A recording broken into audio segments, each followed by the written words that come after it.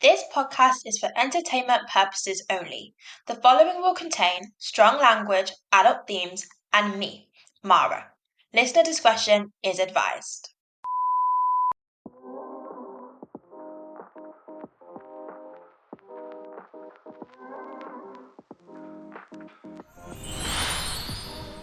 Ho ho ho, what you saying? It's now. Hi guys, what's goody? It's Tammie. Merry Christmas! Hey, it's your girl Mara, and this is the Not Too Much podcast, or Santa's Grotto. If you know, You know.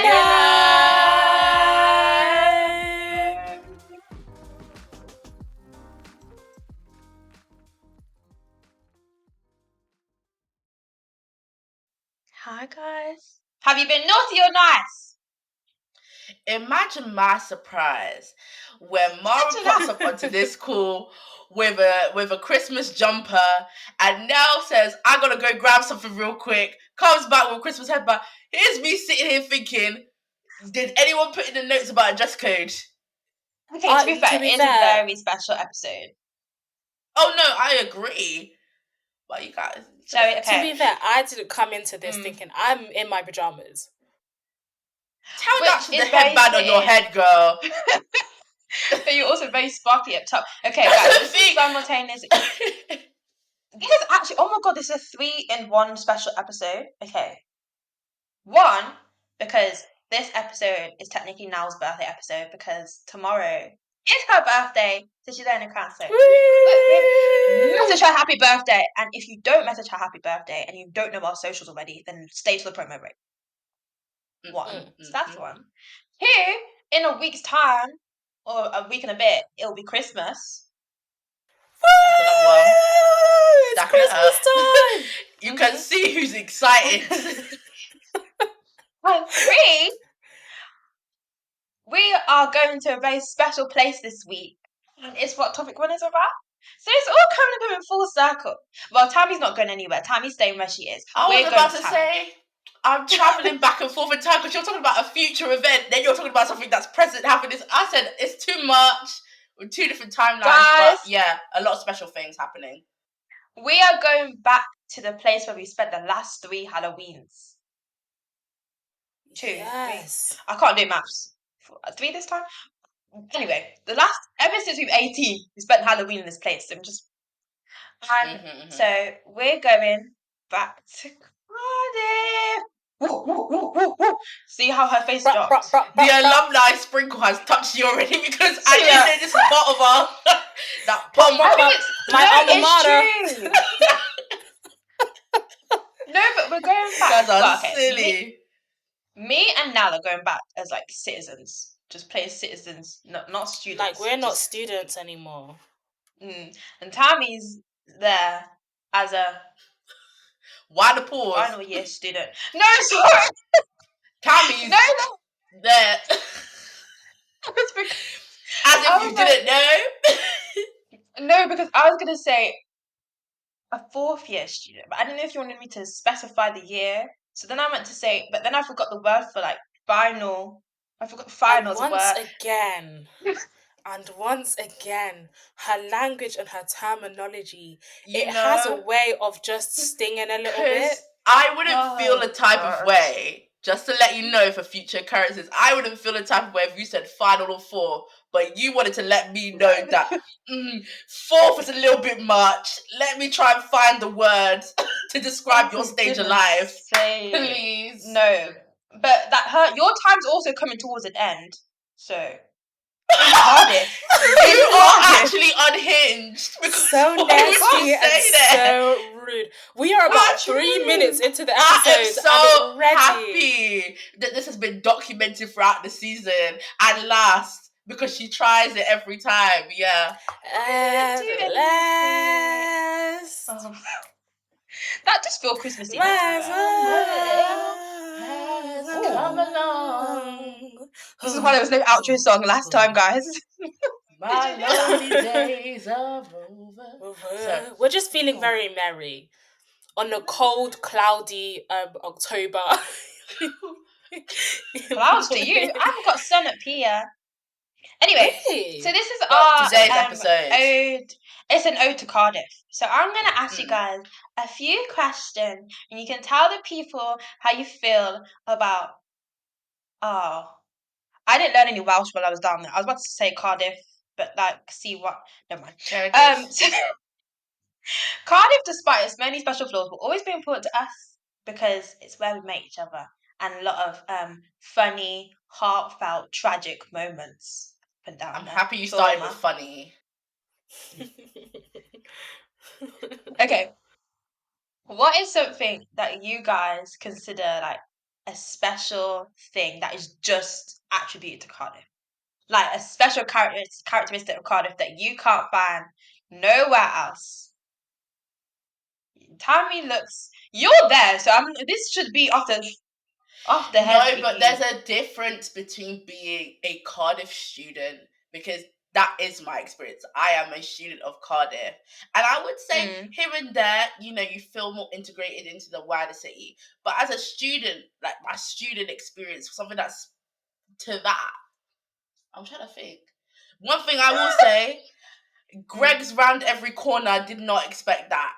Okay, that's what I was going to speak about. Greg's run that city. I'm talking about the SU is upstairs. Greg's is downstairs. I was at the gym in the town centre. Do you know how many Greg's? That's how I count, my steps going there. I just count the Greg's that I walk past each time. I was literally about to say, I was going to say two things for me, right? The amount of Greg's, right? And which is why I used to say that being in Cardiff was just not good for me, because I love yum-yums.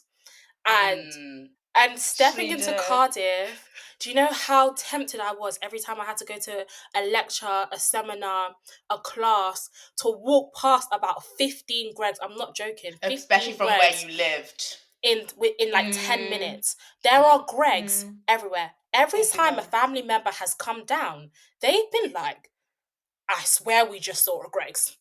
And another Greg's has popped up. And there's always a queue. How is there a queue at every single one? You guys have filled up the establishment. It doesn't make sense. Nimro, dos. Another thing about Cardiff to me that is just the pure lack of drains. Pure lack of drains. When it rains, it floods. It's just a pure lack of drains. It's true. I know. I don't know how I survived Cardiff without a boot. I really should have invested in one, but I was just sloshing around. Specific. Like Peppa Pig. And it never really stops raining until there's a heat wave. That's the thing about Cardiff. It just comes in waves, and waves, I mean that as the operative word here, because they are intense. Like, it will be an intense shower, then it will act as if it didn't rain at all. But then you have to look around you and say, okay, there's clear evidence that it rained. My thing is, though, the thing that for me has plagued my experiences being here, in a way that I probably will leave next year and look back on it and be like, oh my God, just remember, da da da da. Sorry. On particular roads, you man and these rats are sharing the pedestrian walkway. As in, when I spent so much time with you guys in second year, I had to start saying to myself, I cannot go and stay over all the time, because walking back from yours to mine was tough, because there would be rats up and down that part. Scuttling around. Okay, guys, listen, right? This is my biggest. We're gonna skip the special characteristics, because my next question was what the worst thing was, and I'm about to talk about it. It is special and worst, because the rats run Cardiff. Okay, you don't run Cardiff. The rats run Cardiff. When I say that I have never seen so many just out and about, and they're not scared. They don't scurry. They sit and they wait. They wait. They scurry. They walk over people's feet. I avoided certain roads. I changed the way I walked to uni. I couldn't walk at a certain time by myself. When us guys decided to be, I don't know why, maybe it was impulsive, so hyperfixation at the time. We tried to copy. Now, I'm going to the gym at 4 a.m. I was petrified. It was the schedule. It was they the were schedule. Everywhere. They were in people's houses. We were houses. Not us. Yes, Not us. not us. We were really, really privileged. Can you imagine? But remember the time, Mara, when we went into the bin shed? We had a bin shed and where they we ate at the lived. thing. No, there was a time where I don't know what we was trying to do, but we needed to go into the bin shed to take out rubbish for bin day. Okay. We go in, and that bin shed was dirty anyways. There used to be people that used to leave their bikes in there, and I used to think, no way. Bro, I was not doing that. Opened it up, right? We didn't even want to go anyways. Rat. And multiple, mind you. It was like we could spot, what was it? 1, 2, 3. The way that door got shut and locked. All I had was because now it was in front of me. Because I was not about to open that door. Just because I was thinking it could be anything. I wasn't thinking rats. I was thinking more spiders, darkness, just dingy. It was a nasty place. And you know what? We was pushed to our limits. We did not open that door unless it was like an emergency. And it was only 2 times we did it. What this time is because we just got back from holiday. And we put our bins in there because we were like, we don't want to leave the bins outside. We were trying to be responsible adults, okay? And what happened? We opened the door. I've never seen this guy run so fast. Actually, I have. We got chased by dogs. The second time was this. No, because... No, I'm okay with, because these guys have talked about my early gym habits. Like if I go to the gym, I'm going early because I can't do it in the middle of the day or evening. It's not for me. I have to start my day off with it. I'm okay with walking down, and if I see a rat, I'm a little bit techie, but I'm fine. The cats in Cardiff. Now, for those who don't know, I have a phobia of cats, like an actual phobia. I'm not afraid of cats. Not just scared. She's like a phobia. I have a phobia. It's an irrational fear. I know it's irrational. I've tried. Experience. The cats in Cardiff are sinister because they are ready to pounce on those rodents, and to see them hunt at 4:30 a.m. when I'm walking to the gym. As someone who already has a phobia of cats, I don't know what's in the Cardiff air, but those cats, they're ready to go. And look, hey ho, we need those cats because those rodents are massive, guys. Like size of a shoe, size of a size 6 shoe. So hot talk about it. We need them because the seagulls sure aren't going to kick them out. They've got a little buddy contract. It's giving very much Timon and Pumbaa that they're doing package deal with each other and they're besties. Because when I come out really, honestly, because when I come out onto the road and I see them, it's like they're having a little mothers meeting around the bins. And my thing is also, I have to add this in. I think some of this, to an extent, is preventable. Depending on which pocket of the student community you live in, you will probably notice that there is a lack of care that some students display when disposing their waste. It's a thing of, you man are actually so close, yet so far. For those that were even privileged to have wheelie bins, how dare you just drop it outside of the wheelie bin just like that?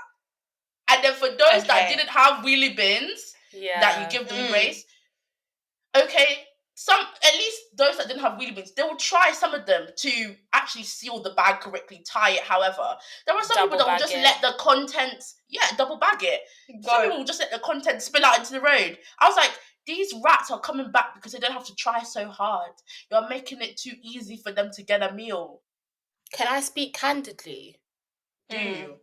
If there's one thing, again, remember our experience of Cardiff is through the eyes of students. We don't know about the residential areas, you get the drill. Catay's Terrace is the... Just look it up on TikTok. The worst. 80% trash bag. It's the worst place to be. And... It's disgusting. Cardiff does this thing. Well, I'll say Catay's and Gabartha.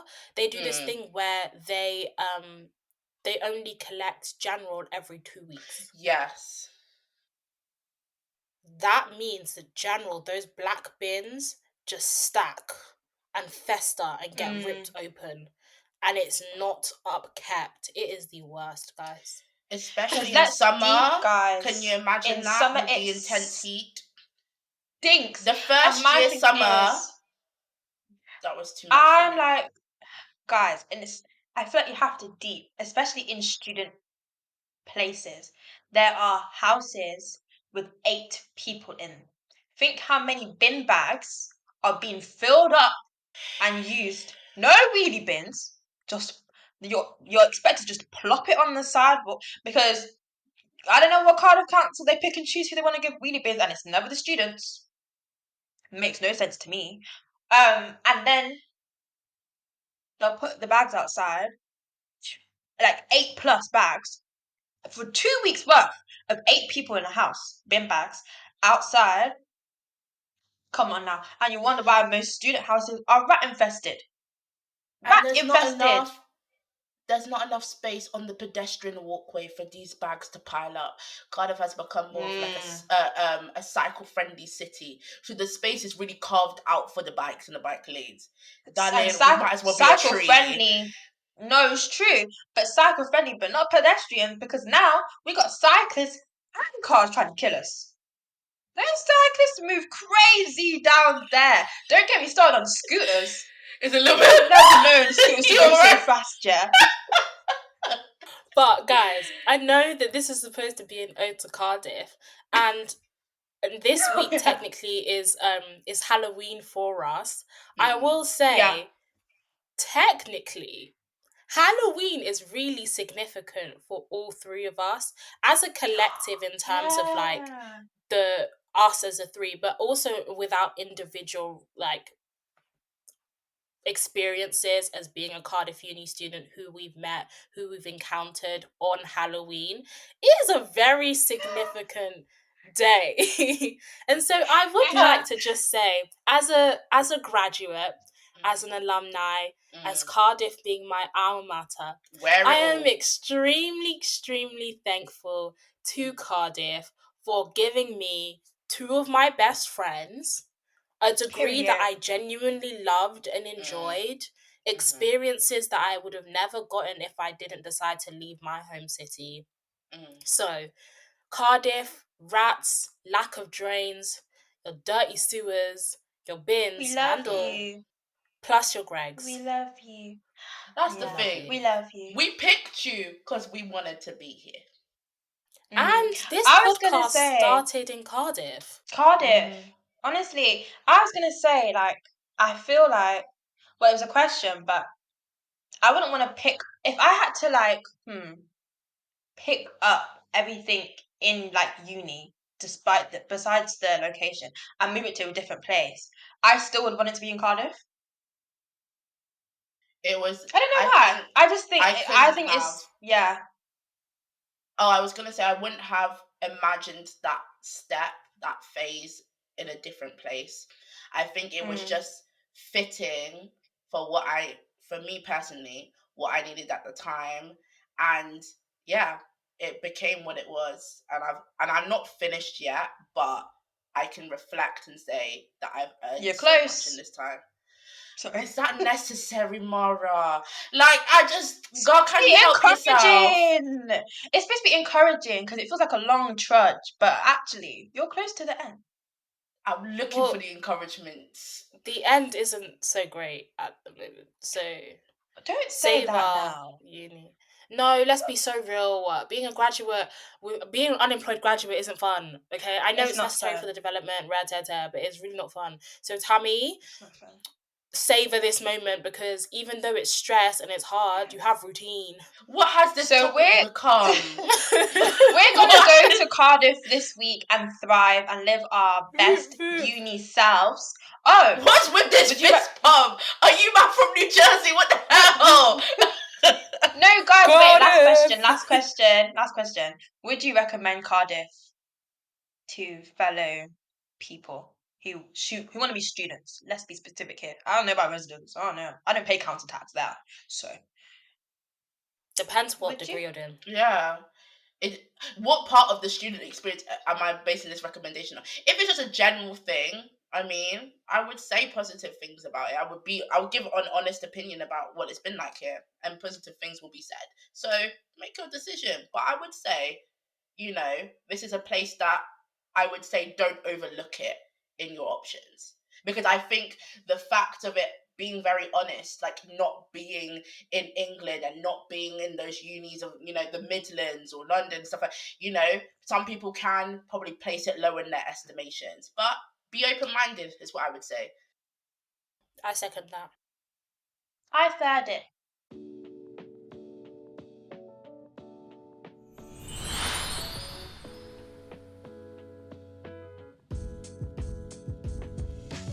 Ho, ho, ho. I'm back with the final promo break of this season, guys. And I know that you want to take NTM into your 2025. So, to do that, head over to our Instagram at the NTM Pod and our TikTok at the NTM Podcast. Give us a follow, give us a like, spread the seasonal cheer. And also, if you're feeling very jolly, then you can give us a 5-star review on whatever platform you listen to us on. And if you don't do any of those things, you're going to fail all your New Year resolutions. So if you want to take that 5K marathon, womp womp. On with the show.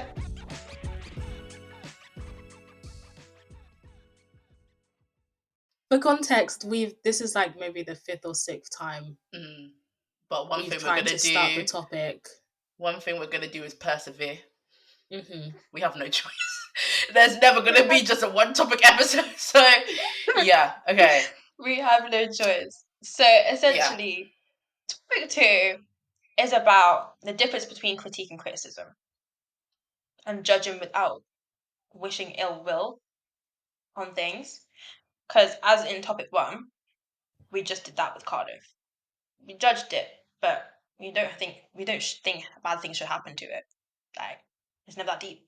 So I wanted to open up the floor to you guys to first get maybe your personal definitions of critique versus criticism, if you think there's a difference, etc., before we go on with the show, because I think it would help people understand everybody's perspective on it.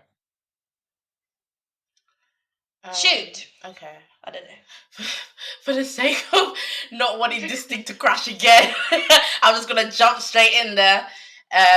So whilst I do believe there's a distinction between critique and criticism, I think the similarity of these two understandings is based in judgment, and judgments are often framed as a negative thing. Like, you have that characteristic trait of like being judgmental, being judgy, and I don't think it's allowed to like exist in spaces as quite a neutral term, because it's really, to me, perceiving and having an opinion.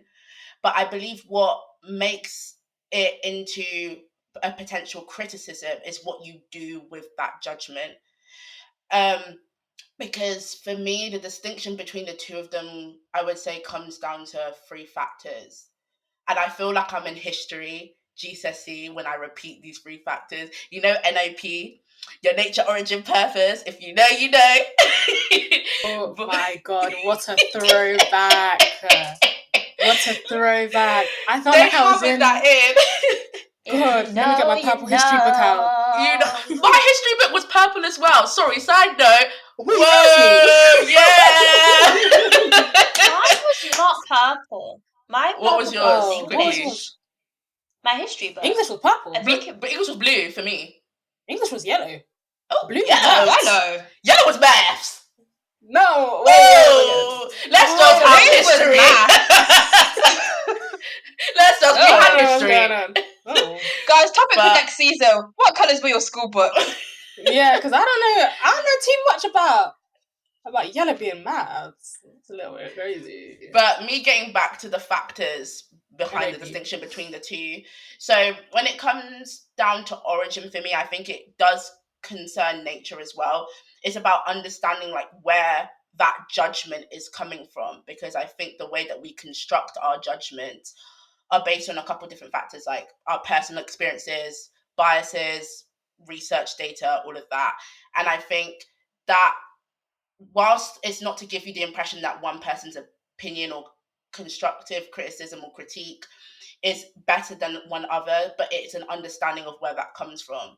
Purpose is an interesting one because I think going from the space that's quite internal of just having an opinion and a judgment to then expressing it, which is quite external, to me that shows in part where you line on the spectrum of like giving a criticism, giving a critique, because are you trying to help an individual? Are you trying to critique them?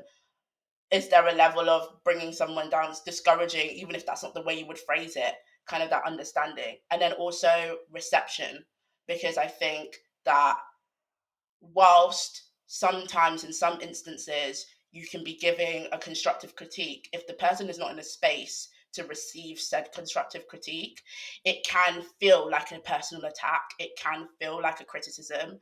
And even on the flip side, I think the difference between the two is that there needs to be a level of consideration and thought by the person who's giving said judgment or expressing their opinion. If it is someone that you have an understanding of in their personal life from behaviors, what it looks like to see them in a space where they're ready to embrace a particular thing that you have to say, then I think knowing that the timing is right and that you can use tact to approach that like appropriately is what means to me that you have in your mind that you want to actually deliver something constructive to lead to something productive, as opposed to just wanting to say it to them, even though you can't help that necessarily in that time a person might still just receive it negatively, if you know what I mean. But yeah, and that's not to say that for a judgment to be credible or fair it has to be positive or like positive looking. It's just entirely subjective. But the main factor for me is that criticisms often remain in like this depreciative or like this like discouraging space, but a critique leaves room for like dialogue. It leaves room for you on both sides to consider, okay, maybe it's an agree to disagree thing, or maybe it's for the person who's received said critique. Okay, I might have been critiqued and challenged, but I can observe that there's been respect still in this interaction, and maybe at a time I want to revisit, you know, I feel safe enough to do so, or it seems safe enough to do so.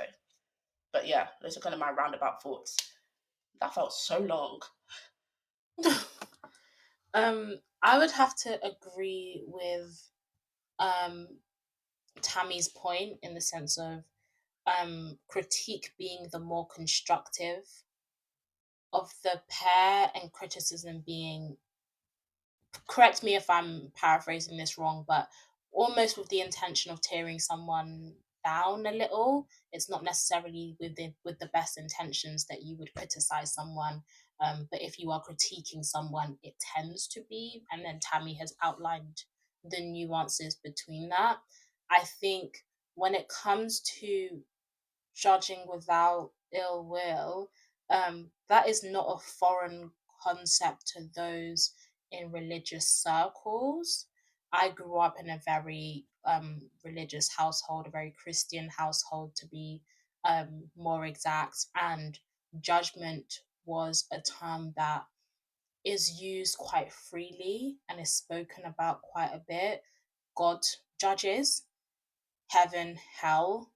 I mean, even the origins of the devil being the angel falling down on earth, judgment. There's like judgment is a very heavy thing. Adam and Eve, Cain and Abel. Like there's judgment is a very, very prevalent theme, and for the most part, in the circles, the religious circles that I operated within, judgment was seen as a necessary evil, almost like you are to be judged. It doesn't feel fair, but that's how it is. And so whilst I don't subscribe to that religion anymore, and I'm not in those circles anymore, I do think that has informed how I perceive judging, and that when you judge someone, it's not necessarily always with the intent to be bad mind or to be malicious. It is more just, you're kind of just, you have an opinion on it, and you've stated to yourself that you have an opinion. I think when that opinion disperses and hits other people and potentially hits the subject of that opinion themselves, that's when things get a little murky. But I think you judge everything in your day-to-day. I judge whether a TV show was good, or I judge whether I liked that outfit on a girl on the tube, and if I did, I'm gonna probably look up where she got that top. The stuff like that. Yeah. I don't know if I articulated that well. I think you did. I think I agree with both of you as well. I've always perceived critiquing something. It might not necessarily make the person or what is being critiqued feel good, but it seems like the fairer option maybe, because I feel like to critique something you have to evaluate something, assess it, be a bit objective, consider multiple perspectives. And normally when people critique something, it's with the intention of them suggesting change. Whereas a criticism I think feels much more not absolute but quite harsh, because it's essentially you're expressing disapproval based on your own preconceived notions of what you like, what you don't like. And so if I was to criticize something, I'm not trying to hear anything about it. I'm just like, I don't like that.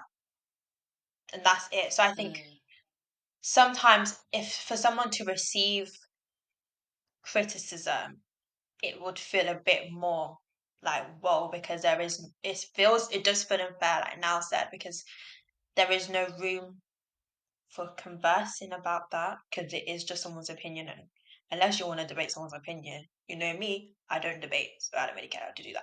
But a critique feels more fair. But I don't know, actually, is critiquing something more fair and balanced, because it still is going to be based on what somebody is, their own beliefs. Does it depend on who it's coming from? Because I just said that, but then I just realized maybe I'm being a bit hypocritical.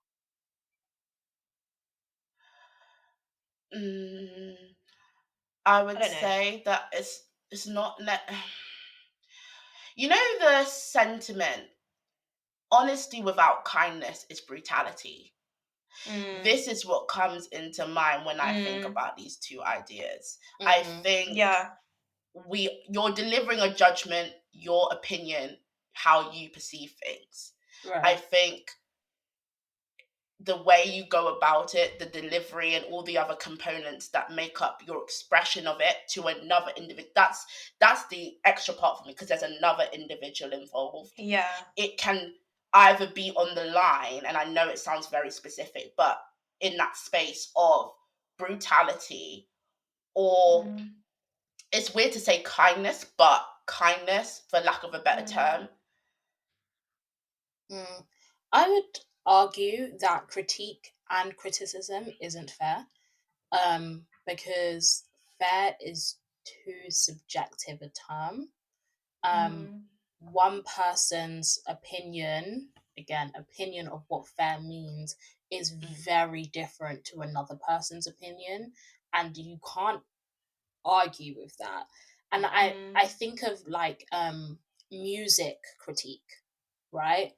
When you have people who within their right can critique a work of art and be like, this is where I think whatever they have to say, fine.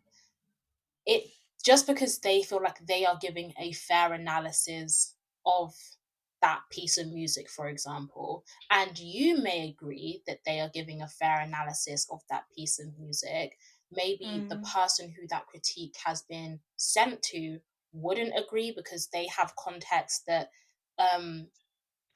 that we just don't know about and stuff like that.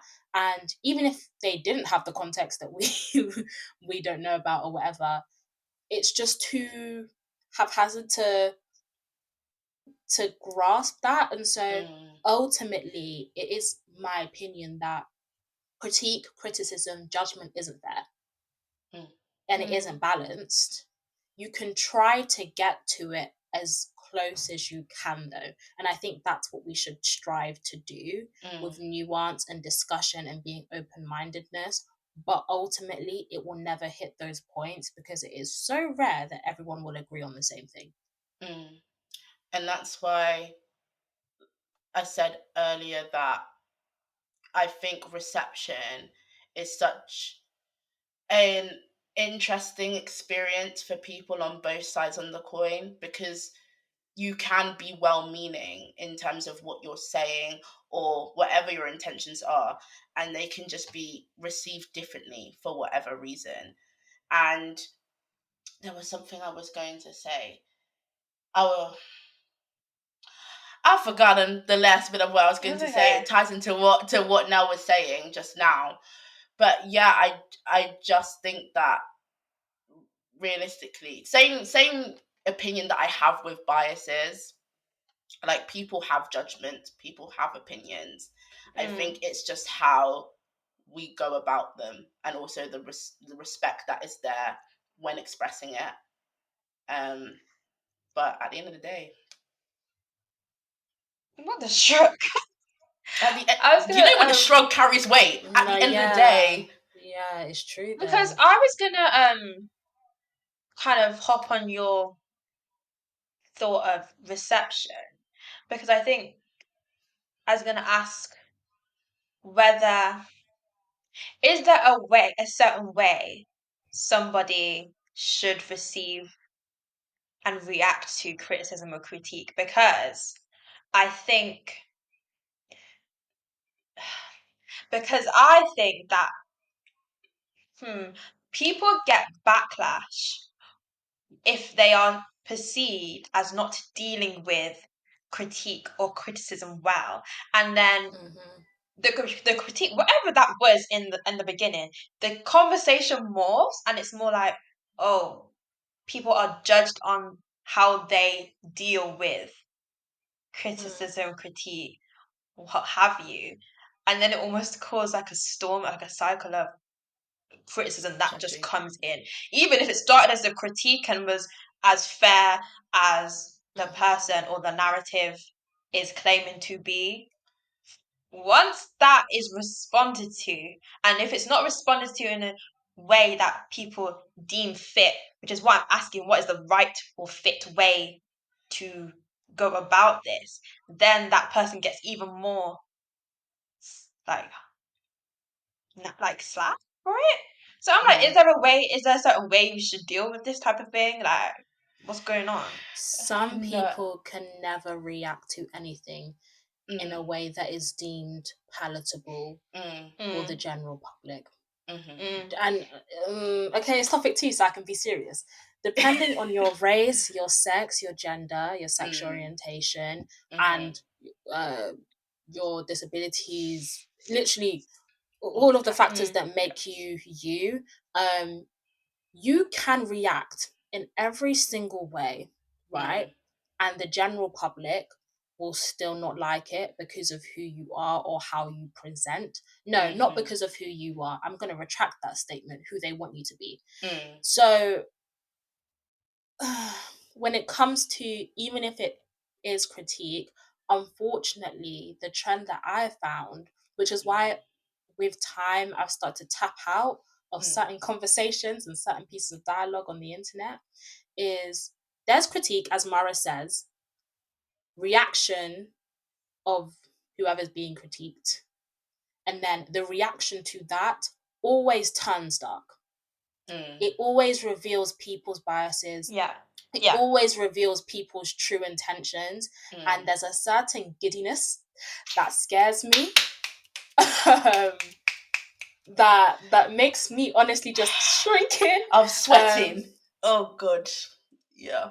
Some people cannot, and whether you react or you don't, because sometimes a lack of reaction to critique, it fuels the noise even more. There's no right or wrong. There's no right way. And even with that, without that, I think because we are individuals and we are having subjective experiences here, I don't think you could standardize such a thing. but I want to just touch on what Nell was just talking about at the end there, because it is something that I have been recognizing in spaces, and oh my god, it makes me really annoyed. Every time I see this particular comment phrase, I broke my ankle running to these comments. Because it's not just, we have to understand. I've spoken about both of you. I've been that heated and that tired. I've rinsed this topic. But exactly. But my thing is, especially in an online space, whilst there are spaces that are supportive and you can see positive critiques and, communities supporting each other in different pockets and spaces, there is a perpetuation of negative criticism. And especially the way that criticism takes shape, sometimes it's not about you necessarily verbally expressing criticism. Sometimes it's just being able to like and say you co-signed it, and to be able to exist in those spaces and say, oh, like, I agree, the silent nod, and I think there is what I'm noticing, and I don't know if you guys have seen it as well. I think with us being able to live in such a digitalized world and globalized world, where our connections with international communities and access to information is just so vast, there's a level of anonymity. Whilst there are visible profiles and visible public figures, for the most part, you're a little fish in a big ocean, you know? And so there's a lack of accountability that I think can be observed when it comes to expressing and putting those, let's say for this example, negative criticisms into that space. And I think with that normalization of that, because people are just like, oh, it's there, it's there, the reaction of really just firm it and move on, which I don't like, or kind of the emotional resilience aspect of it, of okay, chin up, keep it going. No, or there's this weird, and I don't know if you've seen this trend as well. There's this weird like forcing of like an inauthentic, like lusting for criticism. Guys, I'm so open because they don't want the backlash of people saying, oh, basically more criticism happening because you're not open to it. And so there's also this weird trend of people being like, I'm so open to constructive feedback and da da da da da. Normal day to day. Damn, I'm not. You both mentioned this last time as well. Well, I think, and I saw this, was it 2 weeks ago?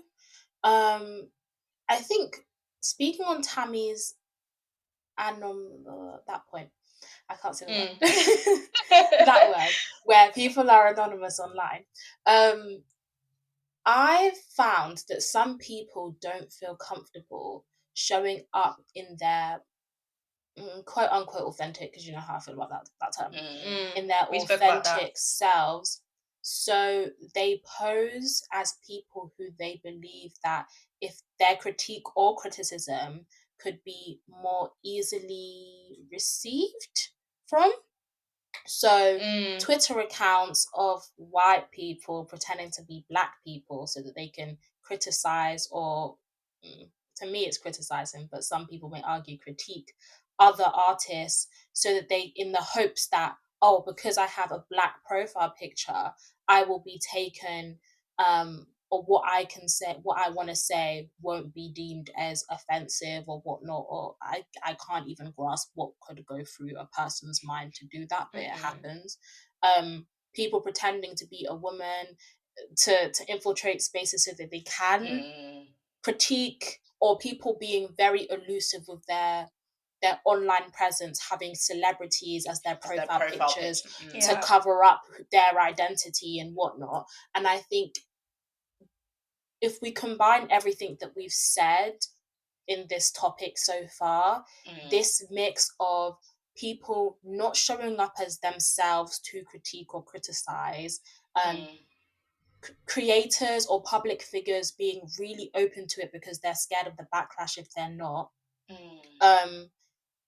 the sort of reaction of the critique slash criticism it festers into this ugly cesspool that makes you just want to tap out.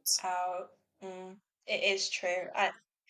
It gets so dark. Something that started off so, quote unquote, like, not that deep. With all of that thrown into the mix, it gets real deep. And a lot of things start to come out that nobody was really, well, I wasn't prepared for in some spaces. So for me, I think in my own personal experience, the reason why I have to take steps off of social media in those times where you are seeing just a barrage of criticisms, critiques on so many different topics, and it's nice to have varied discussions, but the word I would use is overstimulated.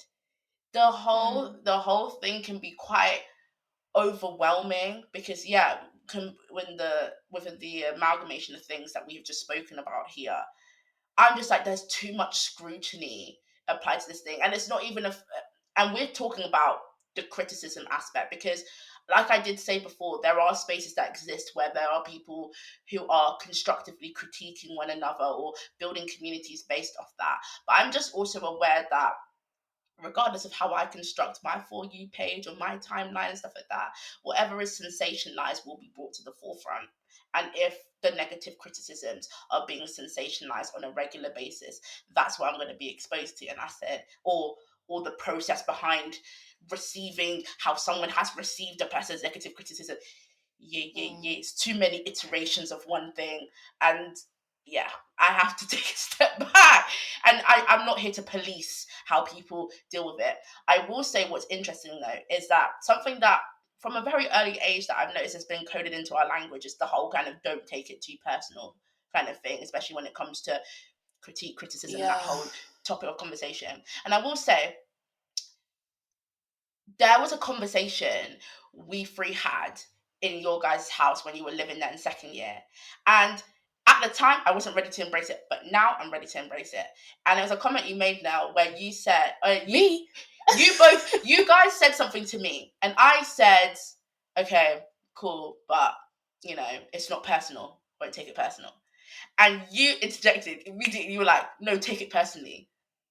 If there's a comment that I would leave people with, and then I interjected back after that, I was like, okay, I'll take it personally, but not too personally. I gotta help myself. Off mic, I need to understand the context behind this conversation. I will give you the context. But yeah, what I was going to say is, regarding the whole, do I react too much, or do I react the way that that people are expecting me to react when it comes to criticism and critique? Do I take it personally? Whether it was positive, negative, or neutral, if you are the subject, it was meant for you. Take it and do what you have to do with it. Yeah. Ooh. That's what I would say. Do you, because we spoke a lot about online world, so do you think critique and or criticism, whichever one, shows up differently in the real world, in everyday experiences than online? And then how, if there is a difference, what is it? Because I know I'm recognizing we spoke a lot online, but does this look differently in everyday life? Yeah. Okay. I would argue, okay, and what I'm saying is from my perspective, and so different people will encounter critique or criticism in different ways. So I can only speak for me, but for me it's more targeted. Like, the critique or criticism that I receive is usually because I'm presenting something to be overtly judged, to be quite frank. So whether it's like, I don't know, like an essay, or it's how I'm showing up for work, or like how I'm speaking, it's normally something that's pushed out, and things that for the most part I'm aware about. I feel like online you could post anything and someone's critiquing your background of your videos, or they're critiquing a micro body language towards another person, and it's stuff that you wouldn't even be aware of for the most part. Not to say that you don't get critiqued or criticized about things you're not aware of in real life, but I feel like it's in more specific areas. It's not just all that. Yeah. I was going to say something similar to that point, as in, I think, and also, I don't want to assume, I think the way that I think about it, especially in the frame of like interpersonal relationships, the whatever judgment is taking place there, it is seeming a lot more focused and specific. But I do think, in the same breath, though, that what we are encountering in online spaces and in these digital spaces is trickling into, you can have the choice, or you can kind of separate the two, but I do think that there is a trickle into how it is being approached in ways, or what you take from what you've seen in those online spaces and how that manifests in like the real world, so to speak. But yeah, I say it's a combination of like yeah and no. Because I think well, kind of going back to what you both have spoke about, I can't say that word either, anonymity of that word of people online, because I think I don't know, how would I say this? I would say that I'm a hater of most things, but I don't feel the need to say it. I don't say things unless I'm asked, and even if I'm asked, I'm going to assess whether it will be smart of me to say things. And I think that Are you is guys still I think that is still very a big factor of how people kind of speak in real life. But online, I think people like being able to have no self-discipline, because self-discipline. I could I know That's Tammie my was a buzzer. hard one about this last season. That's Tammie's thing. Y'all gotta learn. No self-discipline. I think people actually enjoy the that online, and they kind of like find pleasure in that. And so I think that's why, because though yes, I would look at the comments. I'm looking at the comments because I'm thinking, in my head, I am thinking, I also thought this, but I did not have the urge to type this out. In fact, you will not see me. I'm not a commenter. I'm a silent reposter, but I don't comment because I just think that's quite strange. I see you in some comments there. Hold up. I do see some comments. But do you know what I will say? I'm going to be honest, and this is why, please listen to Tammie when she's talking about self-discipline. In fact, even yesterday, I saw a TikTok. I could have typed out everything I thought into that comment section, and it probably would have got a bit of traction. But you know what I did instead, guys? I tapped that share button straight to the group chat, and I sent my voice notes. And I left it there. The people who were in that TikTok was about will never know my thoughts. They will never hear my critique. Amen. Tammie. I just want to highlight something about your process there. You saw something. If not see it, say it. Saw it. Say it. But share it and then be silent. I mean, but one thing I will say is, I'm not expecting people to keep everything, I mean absolutely everything, locked up into their minds. But something I'm going to highlight about your process there is, you saw it. You didn't say that, okay, I should just be rendered mute. I should never give my opinion. I should never express it. But you took it into a space, an appropriate and a safe space, or my understanding of an appropriate space, and you unpacked it there. You and don't need to. Is that not happening? My opinion was heard. I also felt validated, but without having to hurt people's feelings. Well, maybe this speaks to a bigger issue, that people don't have those spaces anymore. That's what I mean. And maybe you should look at your own life. Because if you have to comment something to get likes under a random stranger's post because you are seeking validation from strangers, mind you, because you don't have that in your own life, then you have some bigger fish to fry. Just say Where's your group chat, huh? Well, I've been Nelle. I've been Tammie. And I've been Mara. And we've been your favourite little elves this season, okay? This has been the Not Too Much podcast. If you didn't know before, you best know now. Oh.